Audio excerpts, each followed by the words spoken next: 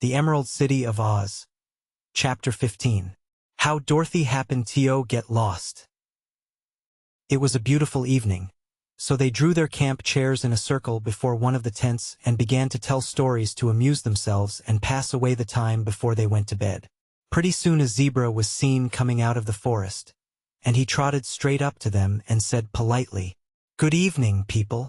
The zebra was a sleek little animal and had a slender head, a stubby mane and a paintbrush tail very like a donkey's. His neatly shaped white body was covered with regular bars of dark brown, and his hoofs were delicate as those of a deer. "Good evening, friend zebra," said Ambi, in reply to the creature's greeting. "Can we do anything for you?" "Yes," answered the zebra. "I should like you to settle a dispute that has long been a bother to me, as to whether there is more water or land in the world." "Who are you disputing with?" asked the wizard. "With a soft-shell crab," said the zebra. "He lives in a pool where I go to drink every day, and he is a very impertinent crab, I assure you. I have told him many times that the land is much greater in extent than the water, but he will not be convinced. Even this very evening, when I told him he was an insignificant creature who lived in a small pool, he asserted that the water was greater and more important than the land. So, seeing your camp, I decided to ask you to settle the dispute for once and all, that I may not be further annoyed by this ignorant crab." When they had listened to this explanation, Dorothy inquired, "Where is the soft-shell crab?" "Not far away," replied the zebra. "If you will agree to judge between us, I will run and get him." "Run along then," said the little girl. So the animal pranced into the forest and soon came trotting back to them. When he drew near, they found a soft-shell crab clinging fast to the stiff hair of the zebra's head, where it held on by one claw. "Now then, Mr. Crab," said the zebra, "here are the people I told you about, and they know more than you do who live in a pool and more than I do who live in a forest, for they have been travelers all over the world, and know every part of it." "There's more of the world than Oz," declared the crab in a stubborn voice. "That is true," said Dorothy. "But I used to live in Kansas in the United States, and I've been to California and to Australia, and so has Uncle Henry. For my part," added the Shaggy Man, "I've been to Mexico and Boston and many other foreign countries." "And I," said the wizard, "have been to Europe and Ireland. So you see," continued the zebra, addressing the crab, "here are people of real consequence who know what they are talking about."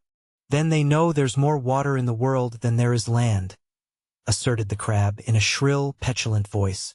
"They know you are wrong to make such an absurd statement, and they will probably think you are a lobster instead of a crab," retorted the animal. At this taunt the crab reached out its other claw and seized the zebra's ear, and the creature gave a cry of pain and began prancing up and down, trying to shake off the crab, which clung fast. "Stop pinching!" cried the zebra. "You promised not to pinch if I would carry you here." "And you promised to treat me respectfully?" said the crab, letting go the ear. "Well, haven't I?" demanded the zebra. "No, you called me a lobster," said the crab. "Ladies and gentlemen," continued the zebra, "please pardon my poor friend, because he is ignorant and stupid, and does not understand. Also, the pinch of his claw is very annoying. So pray tell him that the world contains more land than water, and when he has heard your judgment I will carry him back and dump him into his pool, where I hope he will be more modest in the future." "But we cannot tell him that," said Dorothy gravely, "because it would not be true." "What?" exclaimed the zebra in astonishment. "Do I hear you aright?" "The soft-shell crab is correct," declared the wizard. "There is considerably more water than there is land in the world." "Impossible," protested the zebra. "Why, I can run for days upon the land, and find but little water." "Did you ever see an ocean?" asked Dorothy. "Never," admitted the zebra. "There is no such thing as an ocean in the land of Oz." "Well, there are several oceans in the world," said Dorothy, "and people sail in ships upon these oceans for weeks and weeks, and never see a bit of land at all.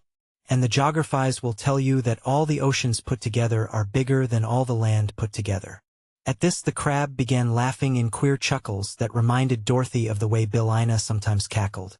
"Now will you give up, Mr. Zebra?" it cried jeeringly. Now will you give up? The zebra seemed much humbled. Of course I cannot read geographies, he said.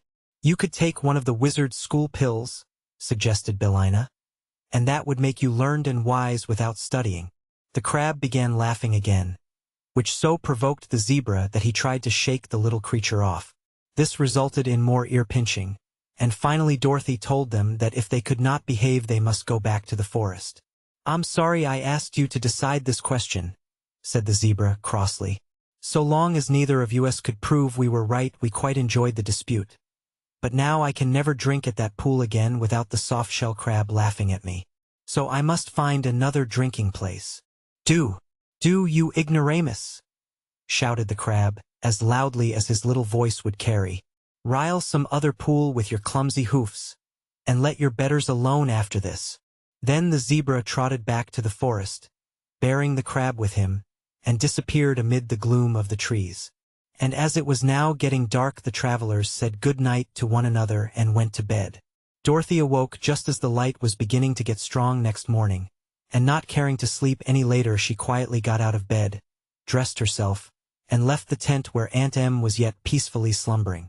Outside she noticed Belina busily pecking around to secure bugs or other food for breakfast, but none of the men in the other tent seemed awake.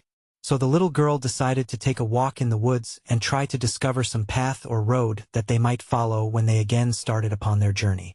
She had reached the edge of the forest when the yellow hen came fluttering along and asked where she was going. Just to take a walk, Belina, and maybe I'll find some path, said Dorothy. Then I'll go along, decided Belina, and scarcely had she spoken when Toto ran up and joined them. Toto and the yellow hen had become quite friendly by this time, although at first they did not get along well together. Belina had been rather suspicious of dogs, and Toto had had an idea that it was every dog's duty to chase a hen on sight. But Dorothy had talked to them and scolded them for not being agreeable to one another until they grew better acquainted and became friends. I won't say they loved each other dearly, but at least they had stopped quarreling and now managed to get on together very well. The day was growing lighter every minute and driving the black shadows out of the forest. So Dorothy found it very pleasant walking under the trees. She went some distance in one direction, but not finding a path, presently turned in a different direction. There was no path here either, although she advanced quite a way into the forest, winding here and there among the trees and peering through the bushes in an endeavor to find some beaten track. I think we'd better go back, suggested the yellow hen after a time. The people will all be up by this time and breakfast will be ready.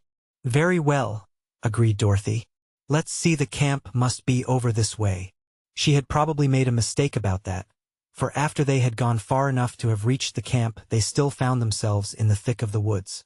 So the little girl stopped short and looked around her, and Toto glanced up into her face with his bright little eyes and wagged his tail as if he knew something was wrong. He couldn't tell much about direction himself, because he had spent his time prowling among the bushes and running here and there, nor had Belina paid much attention to where they were going, being interested in picking bugs from the moss as they passed along. The yellow hen now turned one eye up toward the little girl and asked, "Have you forgotten where the camp is, Dorothy?" "Yes," she admitted. "Have you, Belina?" "I didn't try to remember," returned Belina. "I'd no idea you would get lost, Dorothy." "It's the thing we don't expect, Belina, that usually happens," observed the girl thoughtfully. "But it's no use standing here. Let's go in that direction," pointing a finger at random. "It may be we'll get out of the forest over there." So on they went again, but this way the trees were closer together, and the vines were so tangled that often they tripped Dorothy up. Suddenly a voice cried sharply, "Halt!" At first Dorothy could see nothing, although she looked around very carefully. But Belina exclaimed, "Well, I declare! What is it?" asked the little girl. For Toto began barking at something, and following his gaze she discovered what it was. A row of spoons had surrounded the three, and these spoons stood straight up on their handles and carried swords and muskets. Their faces were outlined in the polished bowls, and they looked very stern and severe. Dorothy laughed at the queer things. "Who are you?" she asked. "We're the Spoon Brigade," said one. "In the service of His Majesty King Cleaver," said another. "And you are our prisoners," said a third. Dorothy sat down on an old stump and looked at them, her eyes twinkling with amusement. "What would happen?" she inquired. "If I should set my dog on your brigade?" "He would die," replied one of the spoons sharply. "One shot from our deadly muskets would kill him, big as he is." "Don't risk it, Dorothy," advised the yellow hen. "Remember, this is a fairy country. Yet none of us three happens to be a fairy." Dorothy grew sober at this. "Perhaps you're right, Billina," she answered. "But how funny it is to be captured by a lot of spoons." "I do not see anything very funny about it," declared a spoon. "We're the regular military brigade of the kingdom." "What kingdom?" she asked. "Utensia," said he. "I never heard of it before," asserted Dorothy. Then she added, thoughtfully, "I don't believe Ozma ever heard of Utensia either. Tell me, are you not subjects of Ozma of Oz?" "We never have heard of her," retorted a spoon. "We are subjects of King Cleaver, and obey only his orders, which are to bring all prisoners to him as soon as they are captured. So step lively, my girl, and march with us, or we may be tempted to cut off a few of your toes with our swords." This threat made Dorothy laugh again. She did not believe she was in any danger. But here was a new and interesting adventure, so she was willing to be taken to Utensia that she might see what King Cleaver's kingdom was like.